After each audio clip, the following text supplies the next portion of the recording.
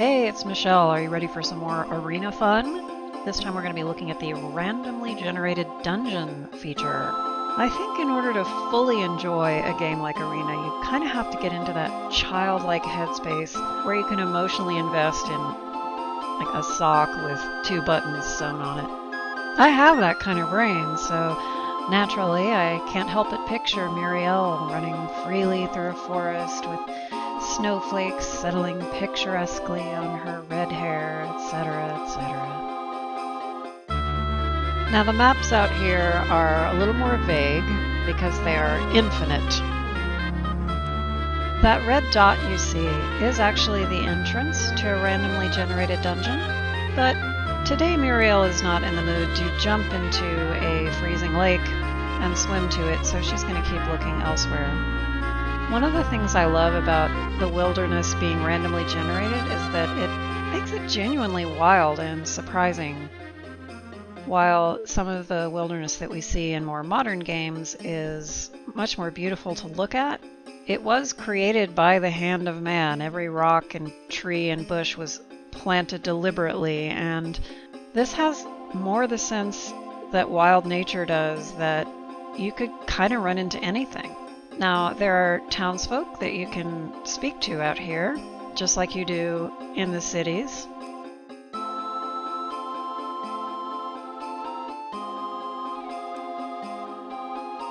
With the addition out here of asking for the location of the nearest dungeon.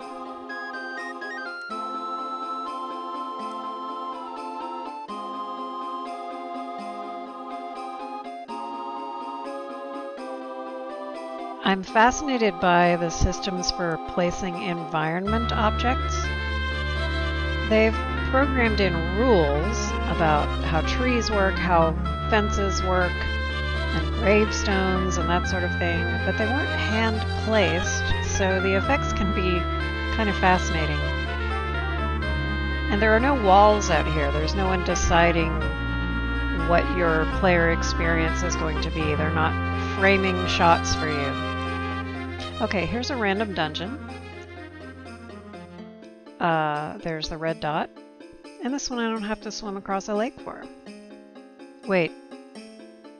The villagers said it was a dungeon, but given the environment out here, I think this is just a crypt. I'm being encouraged to plunder a crypt by a local villager. That's cool.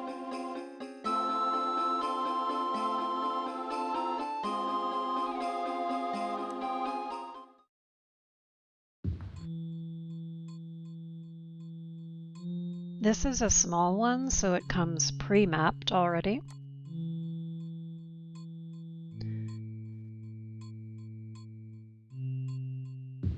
And it looks like some easy treasure.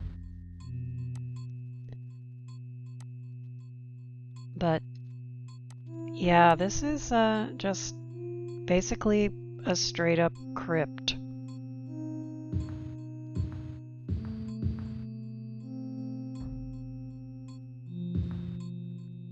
All these doors are locked. More treasure. But there's also a path that is not immediately obvious. If you look at that gray path on the map, at first you think, okay, no way am I jumping down that hole, but it's actually safe.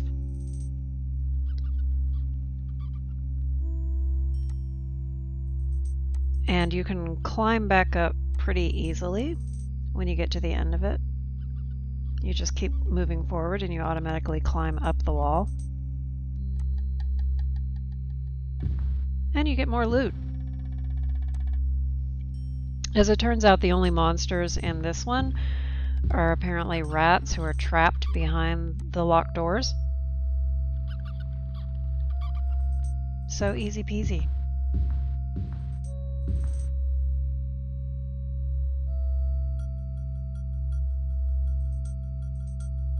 All the loot. Haha, those dead people won't know what hit them. And then another thing I found out here is just this random little settlement a short distance away from the Evermore city walls. Some kind of little satellite village that has a sort of a moat around it. And there are just all these people bustling around, doing their thing. Hey there, how's it going? And this fancy looking building over here is actually a fully functional temple. And then right outside the village, right across the bridge, is a fully functional tavern as well. I could spend the night here if I wanted. By the way, another cool thing I found online is the arena soundtrack as it was meant to sound through MIDI synthesizers. So I put a couple samples in this video. I'm giving you this one as we plunder another extremely creepy crypt. R.I.P. I'll give you another little sample later on.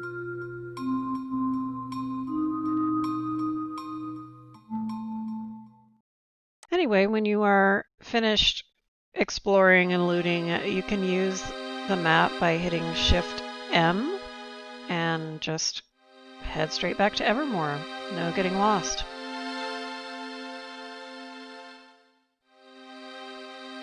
Mirielle is starting to get really familiar with Evermore. She's got her favorite shop just by the city gates, her favorite tavern, the Thirsty Pit, and then there's the nearest temple over here. Everything she needs is kind of right there in the northeast corner, except for the Mages Guild, which is further south. Actually, we're gonna head there next.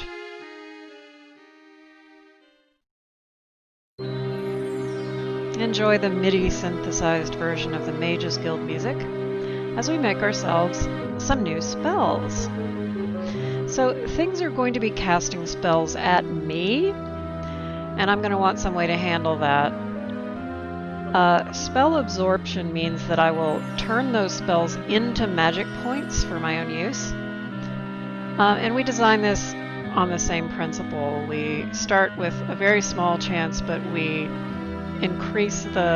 bump the percent per level, so I'll be at 100% by like level 20 at maximum. And that means doing a little math, which I'll admit I'm kind of slow at. And then I can also fiddle with the duration, but I don't actually know how long a round is in this game. So basically what I'm going to do is just increase it, increase the number until the price reaches what I'm willing to pay. You can see the spell cost at the bottom there. And I don't want to spend any more than like half my money on it, so we'll just stop at 4. And, you know, that should be great.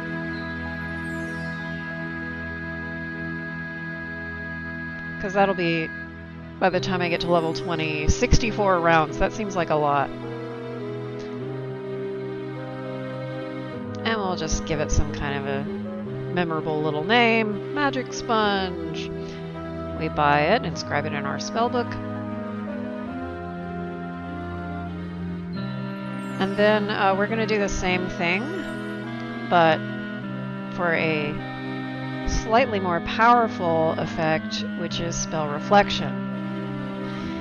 Now, this means basically that I'm rubber and they're glue.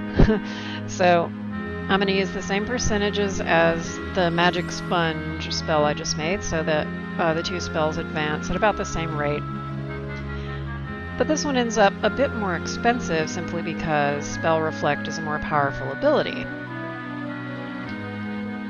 But I still have enough, just barely, to get a Spell Reflect at the same level. And we'll call this one, we'll make it match the other one and call it Magic Mirror. And we're done. And we're ready to head out there into some bigger and more dangerous dungeons.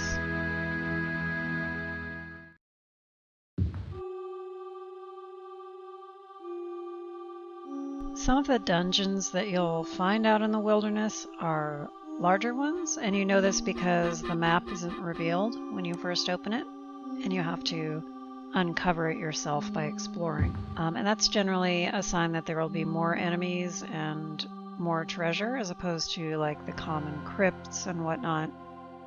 This is the first large dungeon that I found, and in this one, Mirielle encounters her first hostile humans.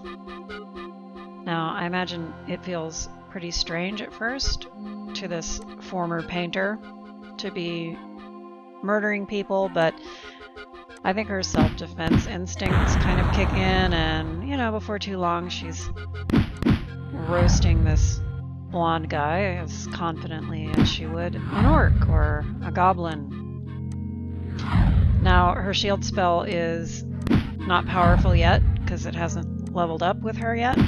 And that means that this guy gets her pretty well injured. But, you know, she gets 1 gold piece for her trouble, so that's cool. Also, we get another kind of new enemy in here. These are skeletons. They're worth 1,000 XP a pop, and I don't know why I know that, but I do. So that's the basic drill out here. You explore, you reveal the map. When you get too much stuff, you go back to town to sell it, and then you come back, rinse, repeat. As described, it doesn't sound all that different from, say, Diablo, which I've also played. I don't know what it is about this game that just makes it much more immersive to me. And I know procedurally generated content is not all that novel. I mean, it's been around since the 80s. But there is something that feels truly more random about the dungeons and the environments in this game. There seems to be much more variety. It feels much more chaotic. I genuinely never get the idea that I can expect what I'm going to find around the next corner.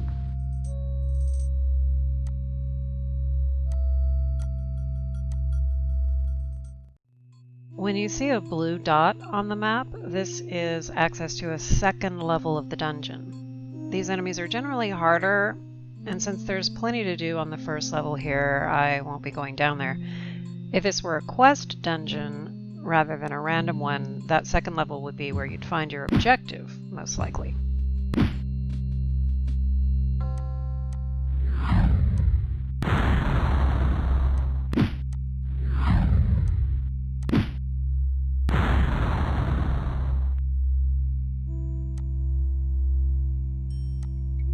It's a good idea if enemies drop the kind of thing you carry to grab an extra, because your equipment will break after a certain amount of use. You can repair it at stores, but that takes time and money, and for cheap common stuff it's easier just to keep looting new ones.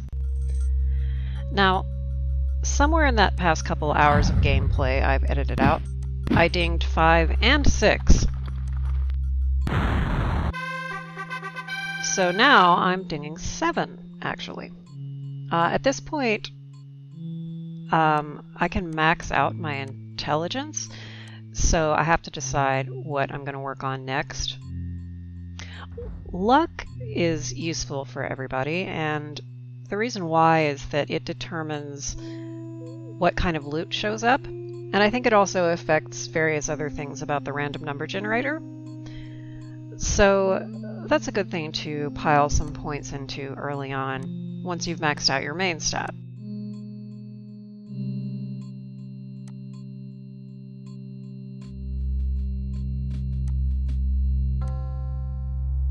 Another type of enemy that I've started seeing is the Minotaur. And I just recently learned that these guys might be descendants of Alessia, the first Empress of Tamriel. Her and some winged bull dude. And at least a couple Minotaurs were literally emperors. Yeah, now they just hang out in random dungeons, killing adventurers. My shield is pretty powerful now. I like casting it right before I rest, because it only wears off when hit, and that way I can get back the huge amount of mana that it costs. Downside, if my rest gets interrupted, as it often does, I end up facing, 2 scantily clad mages, and I've got no spell points, and I have to stab them to death the old-fashioned way.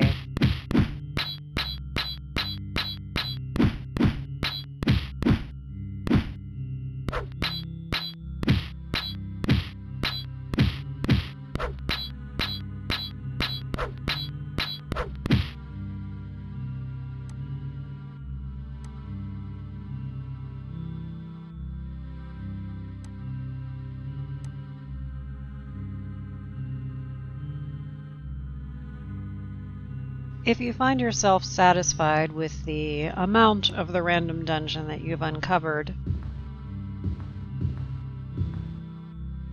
one little trick that can be useful is to just park yourself near the entrance to the dungeon and keep trying to rest,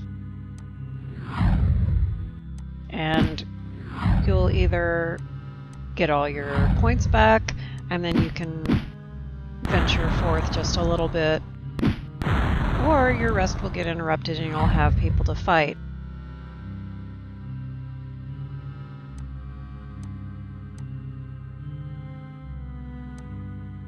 This is a good way to kind of push your limits, because if things get out of hand, all you have to do is flee the dungeon and whoever you're fighting will not follow you.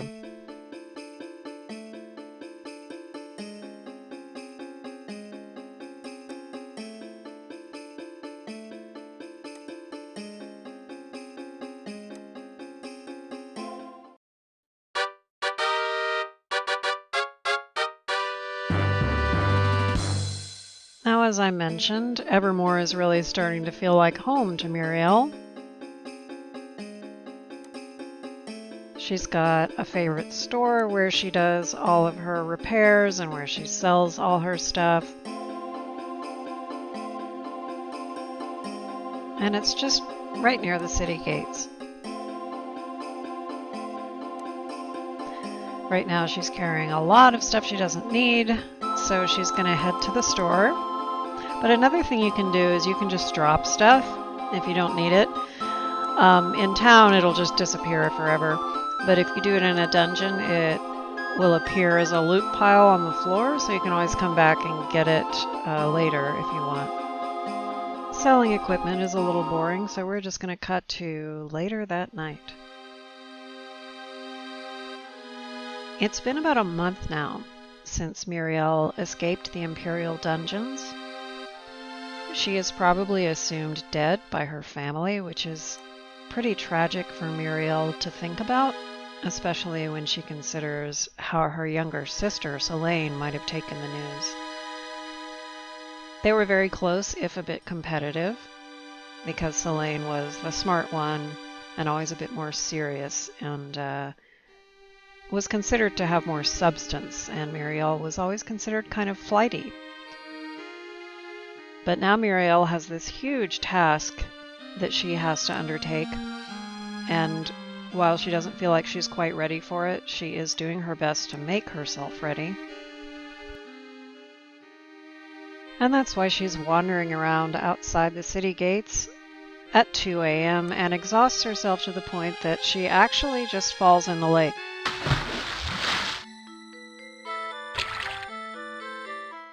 Well, that wakes her up really quick, and it also gets her thinking about a number of things. First of all, she notices that a dip in an icy lake doesn't really seem to bother her as much as she expected. She's not sure whether it's because of the shield spell she's pretty much wearing 24/7 these days, or if she's just toughening up, or what. And it also, of course, reminds her of her sister, because one of Selene's many talents is swimming. Her nickname as a little girl was Guppy, actually. And she's still pretty little, honestly. There's about a 9-year difference between the two of them. And the last time Mirielle saw Selene, she was just about 10 years old. So she's not that old even now. But it's easy to forget that and to minimize the age difference between them, because Selene has always been so much more mature, oddly, than her older sister. Anyway, all this pondering brings Mirielle to a decision. She decides that she is, in fact, going to swim across the Icy Lake to that island in the middle, where she spotted some interesting ruins. And she is going to see what's out there, and she's going to use this as a kind of test for herself. If she manages to enter these ruins and feels confident in dealing with all of the dangers that she might find there, she will consider herself ready to undertake the quest that Ria has given her. She's been practicing her spells quite a bit. She has learned new types of magic, and she has found that when she pushes herself, she may be nearly as talented as her little prodigy of a sister. And it's only that she has been less interested in applying herself up to this point. So she's going to find out if her theory is true. Now that she has been working very hard for a month, she's going to see if she can wander into some new unexplored territory and come out of it in one piece. Now this weird little lump of rock and dirt with a door in it doesn't look like much on the surface, but the stairs inside lead down to another large, sprawling dungeon.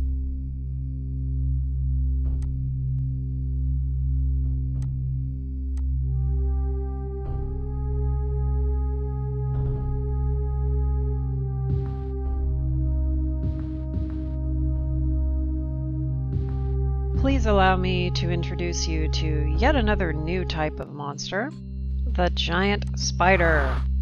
Now, clearly in 1994, nobody knew yet the actual sound that giant spiders make. Since then, game developers have clearly arrived at a consensus on this matter. Now, these guys can paralyze you, which keeps you from turning or using your weapon, but oddly not from casting spells. Kill it with fire! So, as it turns out, it's actually a remarkably lifelike spider-shaped piñata filled with 56 gold pieces.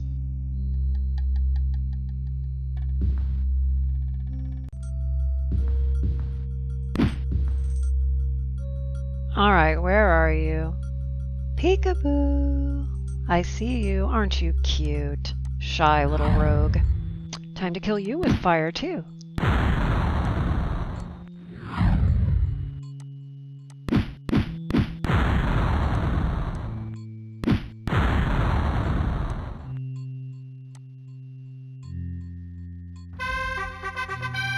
And now I'm level 8. My intelligence was already maxed out last level, if you recall correctly, so what should I put my 5 points in? There's really no way to have too much luck, but also my endurance is below average and that affects the amount of health that I have. So let's try to bring it up to average at least.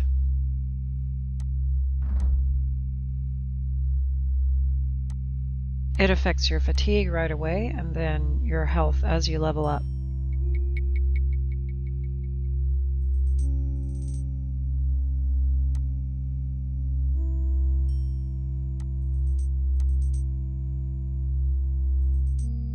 I feel like level 8 is powerful enough that I can...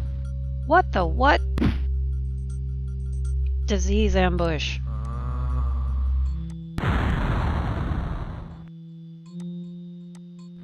Stupid ghoul. I hate ghouls so much. They rarely have any treasure, and they can give you diseases. So, now thanks to this guy ambushing me on my way out, I have to go back to the city and cure my disease.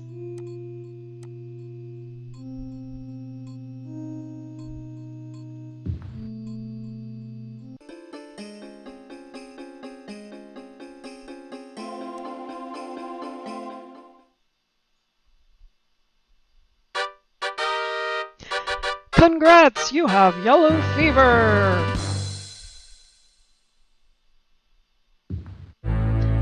That's okay, Mirielle will just visit that lovely crescent-shaped temple, the Order of the Red Rose.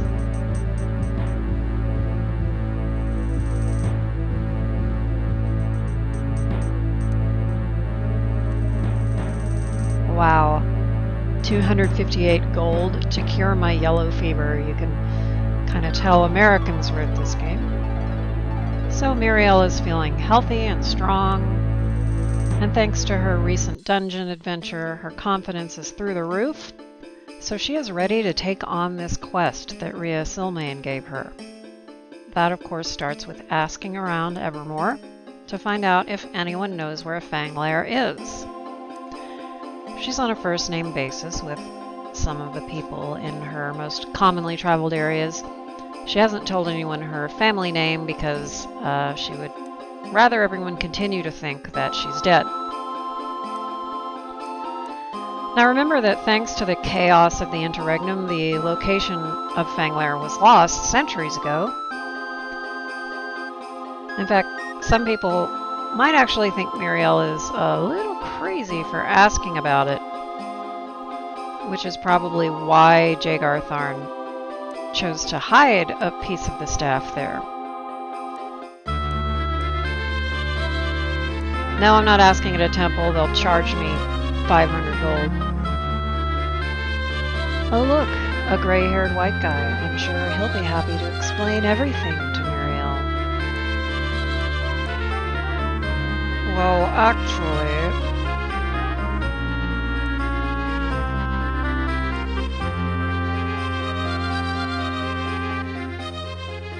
So it looks like we're off to Hammerfell. The closest large city to where we are now looks like Skaven. Dragonstar has a cooler name. It's a little farther away. Sentinel I've been to in ESO, but it's way far away, so Skaven it is.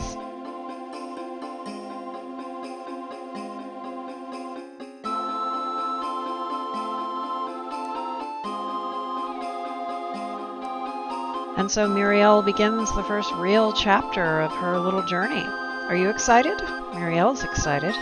So next time, stay tuned to find out more about the enchanting land of Hammerfell.